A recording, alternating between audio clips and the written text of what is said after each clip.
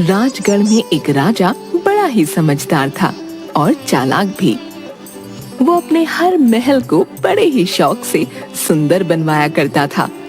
उसने राजगढ़ में बहुत सुंदर महल बनवाया था।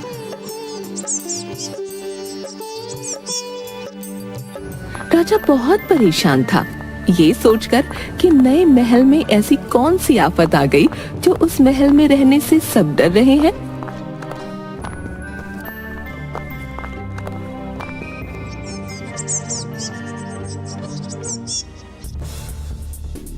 लाखों रुपए खर्च करके इतना सुंदर महल बनवाया, लेकिन वहां रह ना सका। ऐसी कौन सी बुरी ताकतें हैं जो हमारे महल को कब्जा के बैठी हैं? मंत्री जी, कुछ कीजिए। महाराज, आपके उस महल में इतनी बड़ी परेशानी की वजह वो भूत ही है। क्या कर सकते हैं मंत्री? इतना खर्चा करके ऑनलाइन उस महल का मैंने डिजाइन मंगवाया था। अब वैसे डिजाइन दोबारा नहीं बनवा सकता हूं। अब तो वो इंटीरियर डिजाइनर भी अमेरिका शिफ्ट हो गया है। उन भूतों को भगाने के लिए बड़े बड़े पंडित आए, ज्योतिषी आए, बड़े बड़े बाबा वैरागी आए, मगर कोई उनको उस महल से न निकाल पाया। सबने विचार किया कि साधु और पंडित को बुलाया जाए।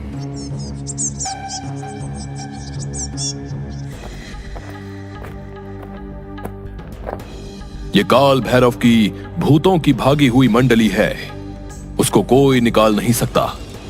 लेकिन दक्षिणा के लालच में कुछ पंडितों ने कहा, हम अपने तंत्र मंत्र की शक्तियों से भूतों को भगा देंगे। हम न्यू टेक्नोलॉजी इस्तेमाल करते हैं। पंडितों के कहे मुताबिक पूजा पाठ के लिए ढेर सामग्री ऑनलाइन मंगवाई गई। पंडित लोग महल में गए और वो जाकर भूतों की कनेक्टिविटी ढूंढ रहे थे। फिर पूजा की और महल के चारों ओर अभिमंत्रित कीले गाड़े गए। अब यहाँ भूत तो भूत, स्वयं भूतनाथ भी आने की हिम्मत ना करेंगे। हाँ। अच्छा, देखते हैं तुम कितने बड़े पंडित हो। जो कोई ना कर सका वो तुमने किया। ऐसा हो नहीं सकता है। मंत्री, जाकर राजा से कहो कि वो अपने महल में आकर सोएं। अभी मैं राज परिवार को यहाँ लाने का जोखिम नहीं उठाऊंगा। पहले 2-4 दिन तुम ही लोग रहकर बताओ कि सब ठीक ठाक है, तब हम राजा को बुलाएं। परंतु पंडितों का पूजा पाठ बिल्कुल निकम्मा साबित हुआ।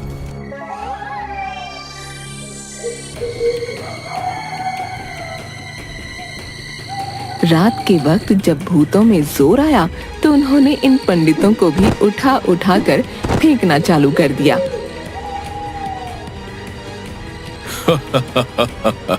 चलो, हो गया इन सब का नाटक खत्म। अब हमारी बारी है। चलो इनको यमराज के वाईफाई से कनेक्ट करते हैं। अरे ये नहीं हो सकता। तुम लोगों को अभी यहाँ नहीं होना चाहिए। चलो यहाँ से, नहीं तो फोकट में एंटरटेनमेंट हो जाएगा। ये गया एक, दलदल में गिरा।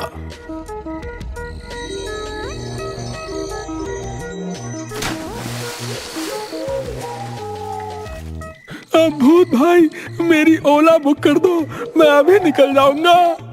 ओला क्यों पंडित जी, आपको उबर से भेजता हूँ। इसकी तो हड्डी पसली ही टूट गई। इसका तो सिर ही फोड़ूंगा। पंडितों की पराजय से राजा बहुत दुखी हुआ। उसने दूसरे दिन चारों ओर ढिंढोरा पिटवाया। जो मेरे महल से भूतों को निकाल देगा, उसे 5 लाख रुपए इनाम में दूंगा। इन रुपयों के लालच में इस बार बड़े बड़े मौलवी, मुल्ले, भगत सयाने आए, मगर उनकी भी भूतों ने बुरी दुर्गति कर डाली। वो भी भाग खड़े हुए।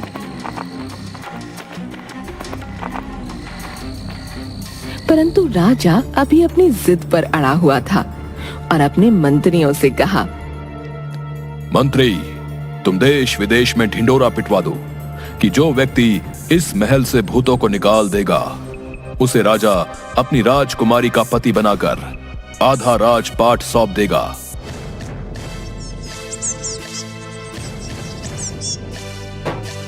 खलक खुदा का, मुल्क हिंदुस्तान का, हुक्म राजा बहादुर का। जो व्यक्ति महल से भूतों को निकाल देगा उसे राजा अपनी राजकुमारी का पति बनाकर आधा राजपाट सौंप देंगे।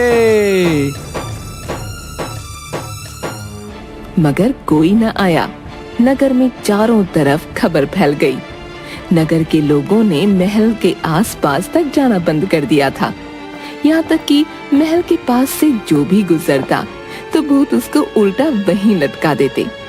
नगर के लोगों ने सोच लिया था कि नगर को छोड़कर कहीं और रहने चले जाएंगे। नगर के पंचायत घर में सबको मेल करके बुलाया गया। देखो, आप सबको मैं कॉल करके नहीं बुला सकता था, इसलिए मेल करना पड़ा। ठीक है, इतना जरूरी में सबको बुलाने का क्या मतलब बनता है? काल भैरव के भूत। हाँ, काल भैरव के भूत ने बहुत ज्यादा तंग करके रखा है। काल भैरव के भूतों को कोई निकाल नहीं सकता। जिसको जान देनी हो वही जाए। इसीलिए मैं सबसे यहाँ से नगर को छोड़ने का सलाह देने के लिए बुलाया है। कई महीने बीत गए मगर उनको कोई नहीं निकाल पाया है। लेकिन बेचारा राजा बहुत उदास रहा है, मगर क्या कर सकता था? राजा ने एक शर्त के तौर पर अपनी बेटी को बलि चढ़ा दिया है। ऐसा कौन करता है? संयोग की बात है कि पंचायत में राजा के मुंशी का बेटा भी पहुंच गया और नगर में ऐसी बात सुन उसको भी अपनी बुद्धि का सही जगह इस्तेमाल करने का मौका मिल गया। मुंशी बेचारे मर गए। उनकी एक बुढ़ापे की औलाद थी और बूढ़ी विधवा पत्नी। बेचारे गरीबी के मार से दुखी होकर अपना जीवन जैसे तैसे काट रहे थे। लड़का नौकरी की तलाश में रोज राजा के दरबार में जाता और वहां से उसे कोई कामकाज न मिलता।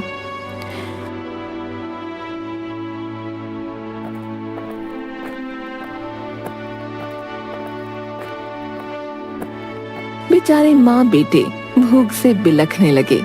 एक दिन बीता, 2 दिन बीते, ऐसे ही तीसरा दिन हुआ।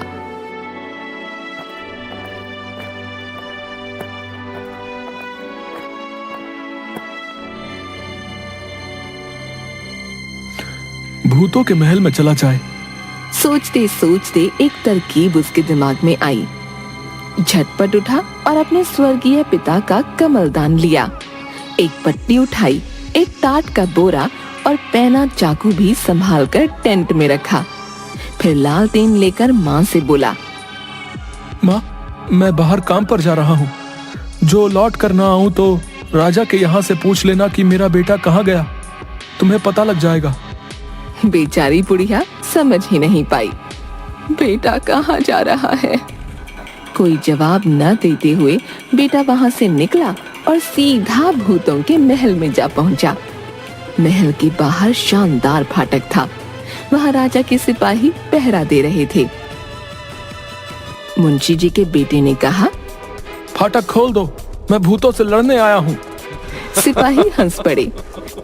जा जा, पिद्दी जैसा लड़का भूतों से लड़ेगा। बड़े बड़े पंडित, मौलवी, भगत ने तो अपने कान पकड़कर भाग गए। अब तू क्या अपनी जान देने आया है? वो लोग मंत्रों से लड़े, मैं बुद्धि से लड़ूंगा। अगर तुम लोग फाटक नहीं खोलोगे तो मैं राजा से जाकर शिकायत कर दूंगा। सिपाही ने झुंझलाकर फाटक खोल दिया। ले जा, जाकर मर।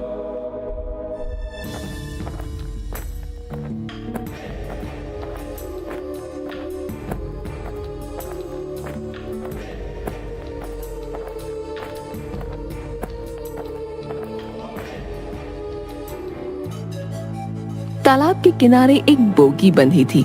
उसी में अपनी सब चीजें रखकर महल की ओर बोगी ले जाने लगा। महल में भूत कांव कांव करते हुए बड़ा शोर मचा रहे थे। सुनकर वो लड़का डरा नहीं।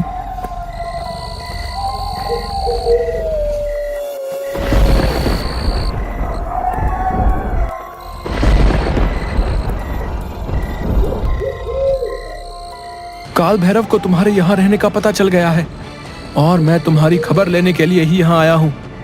मैं मुंशी चित्रगुप्त की औलाद हूँ। लड़के की ये बात सुनकर महल में सन्नाटा छा गया।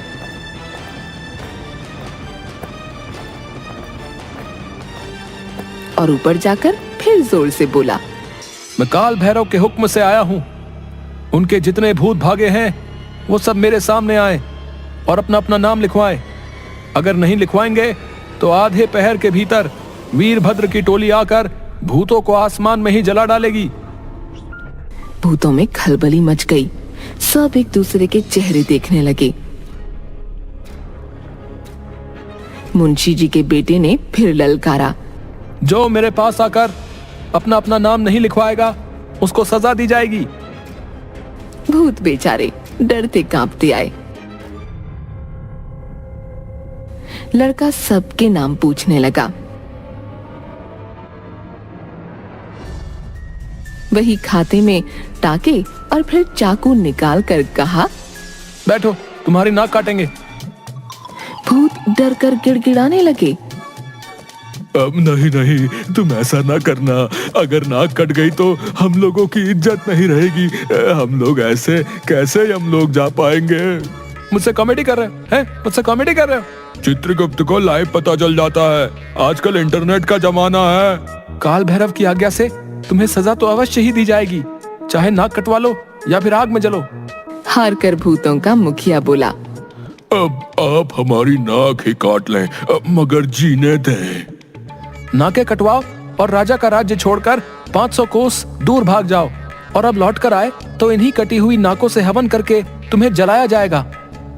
भूत बहुत डर गए थे, इसलिए आकर लड़के के बही खाते में अपना नाम लिखवाते और नाक कटवाते और भाग जाते।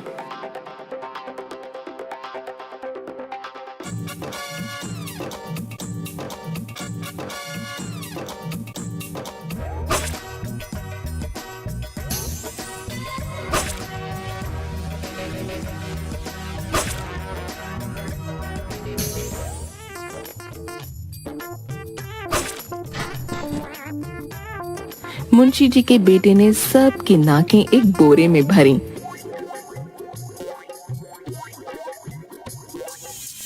और उसे सिल लिया और वहीं पर तकिया बनाकर उसी नाक के भरे बोरे पर सो गया। नाक कटे सभी भूत भाग गए और मुंशी जी का लड़का चैन से खर्राटे भरने लगा।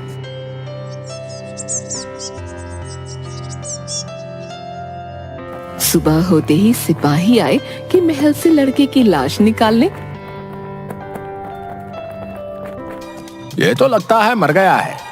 आया बड़ा भूत भगाने, लगता है खुद ही भूत बन गया है। चलो चलकर राजा को खबर करते हैं इसकी। पर लड़का तो नाकों के बोरे पर सोता हुआ खर्राटे भर रहा है। लड़का हंसकर बोला, भूत है ही कहाँ जो मुझे मारते। भूत तो मेरे बोरे में बंद है। जाओ, राजा को जाकर खबर करो कि राजा यहाँ आकर रहे और राजकुमारी से मेरा ब्याह करे।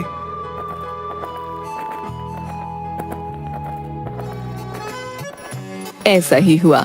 राजा ने राजकुमारी के साथ उस लड़के से विवाह कर दिया और कहा, इस नए महल में अब तुम ही रहो और राजपाट करो, मगर इतना जरूर बतला दो कि तुमने किस मंत्र से उन भूतों को भगाया है। मैं कायत का बेटा हूँ, बुद्धि से काम लेता हूँ, इसलिए बुद्धुओं से जीत गया। मेरे पास बस एक मंत्र था और वो था बुद्धि का मंत्र। राजा रानी बड़े खुश हुए और लड़के की माँ को भी महल में बुला लिया गया। जैसे उनके सुख के दिन लौट आए, वैसे राम करे सबके दिन आए।